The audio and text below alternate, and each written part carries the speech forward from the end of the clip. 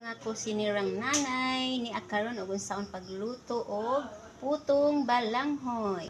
Mao ni ang mga ingredients. Una, balanghoy imo nang panitan ha, nya paghuman hugasan og kiskisan. Sunod, ang lubi, imo na siyang buntan syempre. Paghuman, mo ni ang kinagod.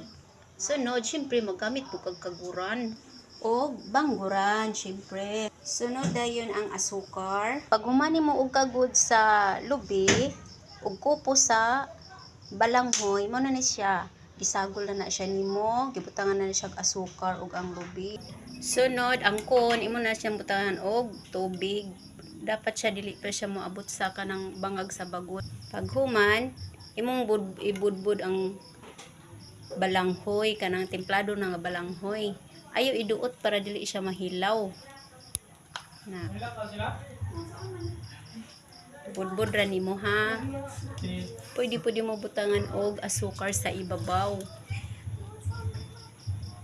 Imo na siyang lutoon kutob 5 minutes. Kay ang kon kusog na kay siya magbukal-bukal ang tubig. Dali na siya maluto. Basta kon ang gamiton. Mga kusinerang mami, mga nanay, mao ni ang putong balanghoy. Lamian kaayo.